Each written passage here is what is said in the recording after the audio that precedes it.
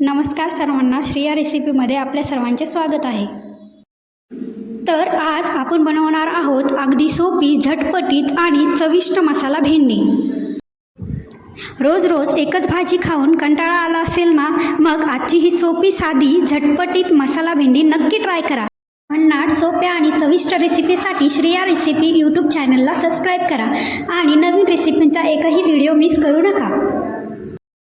सर्वप्रथम भेंडी स्वच्छ धुवून पूर्णपणे कोरडी करून घेऊया आणि तिचे छोटे तुकडे करून घेऊया।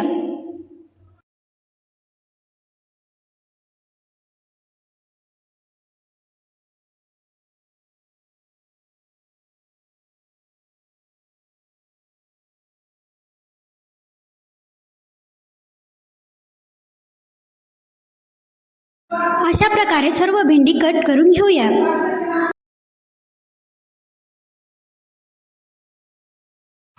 सर्वप्रथम कढईमध्ये तेल गरम करून घ्या। तेल गरम झाल्यावर त्यात बारीक चिरलेला लसूण घालून थोडासा परतून घ्या।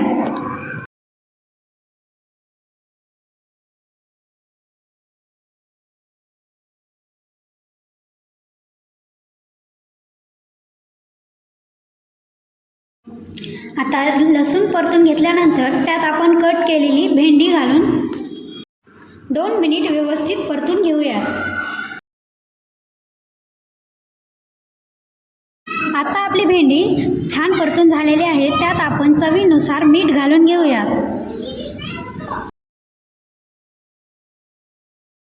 आणि आता मीठ ॲड केल्यानंतरही आपण 2 मिनिट छान परतून घेऊया।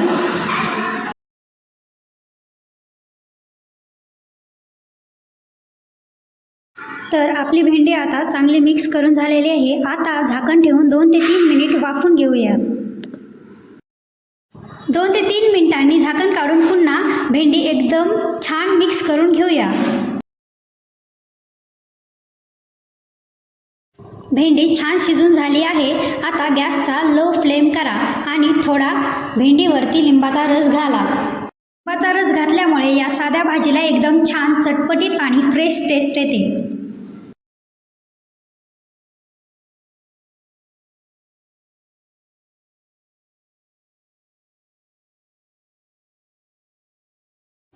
आता आपण त्याच्यामध्ये थोडीशी हळदी मिक्स करून घेऊया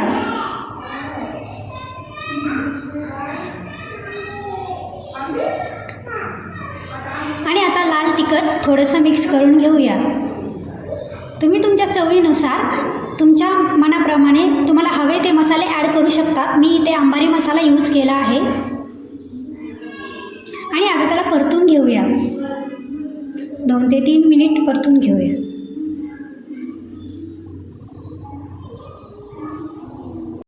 आणि आता त्याच्यामध्ये आपण शेंगदाण्याचा कूट ॲड करून घेऊया।